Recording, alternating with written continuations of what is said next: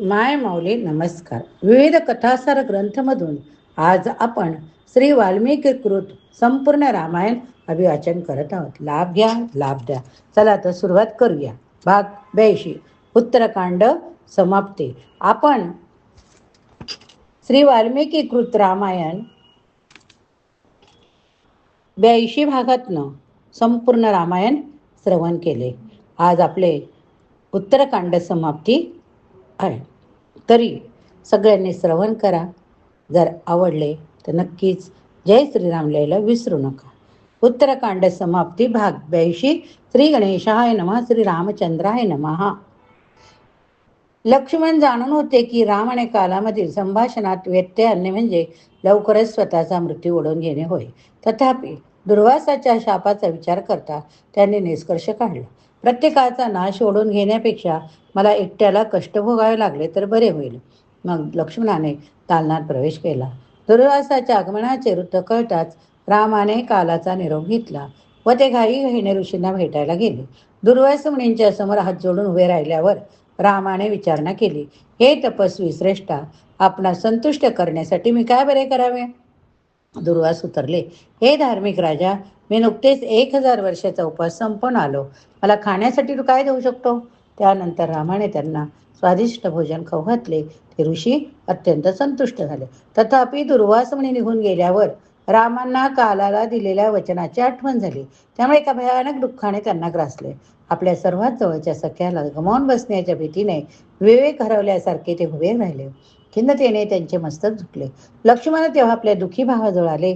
आनंदाने म्हणाले, रामा, सर्व श्रेष्ठ नियतीच्या अधिपत्याखाली असलेले विधी लिखित जे अपरिहार्य आहे त्याबद्दल शोक करू नका.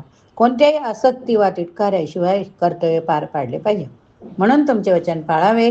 मागे पुढे न पाहता मला राज्यातून निष्कषित करावे. रामाने मंत्र्यांना बोलावून घेतले. घडलेले सर्व काही त्यांना सांगून त्यांचा सल्ला विचारला. दीर्घ शांततेनंतर वशिष्ठ म्हणाले, प्रिय रामा, माझ्या तपसामर्थ्याच्या बळावर तुझ्या बाबतीत घडत असलेल्या सर्व गोष्टी मला आधीच ज्ञात होत्या. आता तू आपले वचन पाळले पाहिजेस, नाहीतर धर्माप्रमाणे आचरण करण्याची तुझी आयुष्यभराची तपस्या कालांकित होईल.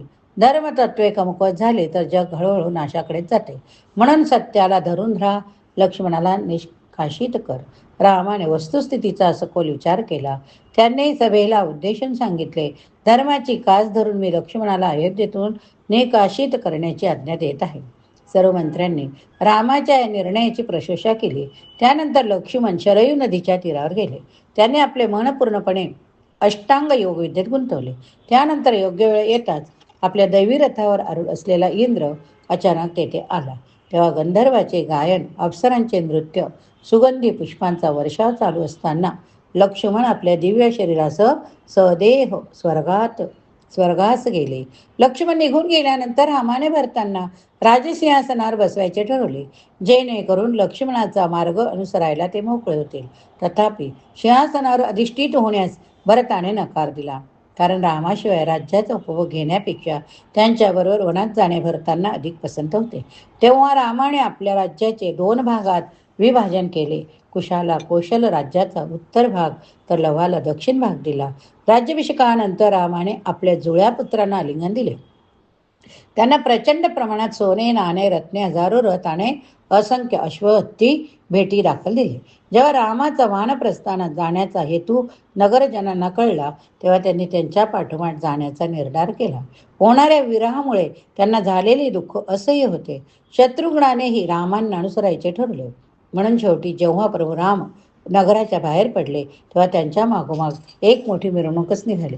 खरोखर रामाबद्दलच्या प्रेमामुळे, भक्तीमुळे प्रत्येक जीव रामापाठोपाठ वनात निघाला होता.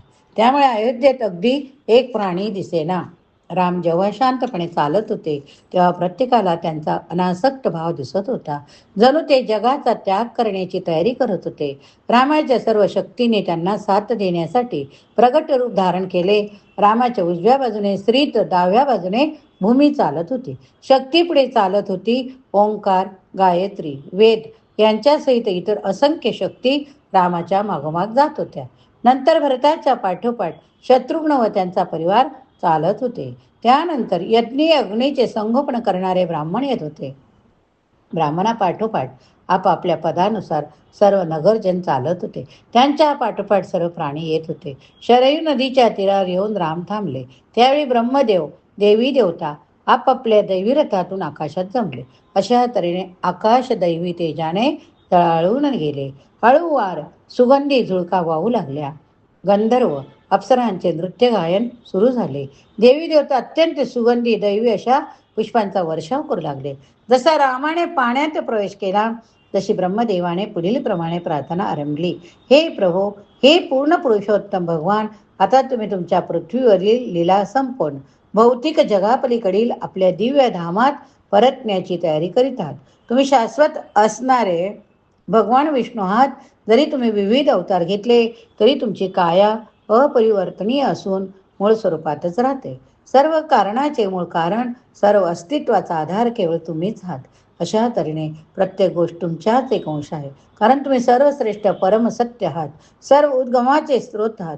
प्रभू, पृथ्वीवरील भार दूर करण्यासाठी आपण कृपावंत होऊन आलात, म्हणून आमचे पुन्हा पुन्हा आपल्याला आदरपूर्वक दंडवत. राम त्यांच्या पाठोपाठ भरत, शत्रुघ्न अशा रीतीने आध्यात्मिक आकाशातील त्यांच्या नित्यधामास परतले. खरोखर फक्त दशरथाचे पुत्रच नव्हे तर त्यांच्या सर्व अनुयायांना देखील रामाचा जेथे नित्यवास आहे अशा वैकुंठामध्ये स्थान मिळाले. महान ऋषी भक्त असलेल्या वाल्मिकींनी रचलेल्या पूर्ण पुरुषोत्तम भगवान श्रीरामचंद्राच्या लीलांचे वर्णन करणाऱ्या रामायणाची सांगता होय. ज्यांची सर्वश्रेष्ठ भगवंतावर आपसूक श्रद्धा त्यांनीच या महाकाव्याचे पठण करावे. कारण हे काव्य प्रत्यक्ष भगवान विष्णूपेक्षा वेगळे नाही. यातला एखादा श्लोकही श्रवण केल्याने मनुष्याची त्या दिवसात केलेली सर्व पापे नाहीशी होतात. म्हणून जन्म मृत्यूच्या चक्रातून ज्यांना आपली सुटका करून घ्यायची ते ह्या महान दिव्य साहित्याचा नेहमीच आस्वाद घेतात. रामायणाचे पठण मनुष्याला धर्म, अर्थ, काम, मोक्षाची सर्व फळे देते. त्याही पलीकडे आयुष्याच्या अंतीमध्ये म्हणजे भगवत प्रेमाचा विकास याकडे वाटचाल करायला या ग्रंथाचे पठण सहाय्यभूत होय. या पुस्तकाच्या वाचकावर अशा तऱ्हेची कृपा हो, कृष्ण भावनेत प्रगट होण्याची प्रेरणा त्यांना मिळो. ज्यांनी श्रवण केले त्यांना सुद्धा कृष्ण भावनेत प्रगट होण्याची प्रेरणा त्यांना मिळो. प्रभू रामचंद्र सीतेचे दिव्य रूप त्यांच्या अंतःकरणात सदैव वसत राहो, सदैव वसत राहो. ओम तत्सत, ओम तत्सत, ओम तत्सत. आपण श्री वाल्मिकीकृत रामायण, बालकांड, अयोध्याकांड, अरण्यकांड, किष्किंधाकांड, सुंदरकांड, युद्धकांड, उत्तरकांड म्हणजेच भगवान रामाचा राज्याभिषेक, सीतेचा त्याग, भगवान राम सीतेचे निजधामास प्रस्थान. आपण संपूर्ण रामायण सगळ्यांनी श्रवण केले. जर श्रवण केले असेल तर बोला जय श्रीराम व जय श्रीराम लिहायला विसरू नका. तुमच्या प्रतिक्रिया आवश्यक आहे. जर काही चुकलं असेल ते सुद्धा तुम्ही सांगू शकता. जर काही चुकलं असेल तर मी तुमच्याकडे मोठ्या मनाने माफी मागते. आणि आज आपलं संपूर्ण रामायण समाप्त झालंय. जर तुमच्या प्रतिक्रिया, अभिप्राय नक्कीच पाठवा. जय श्रीराम, जय श्रीराम. श्रीराम जय राम, जय जय राम. श्रीराम जय राम, जय जय राम. श्रीराम जय राम, जय जय राम. श्रीराम जय राम, जय जय राम. श्रीराम जय राम, जय जय राम. श्रीराम जय राम, जय जय राम. श्रीराम जय राम, जय जय राम. श्रीराम जय राम, जय जय राम.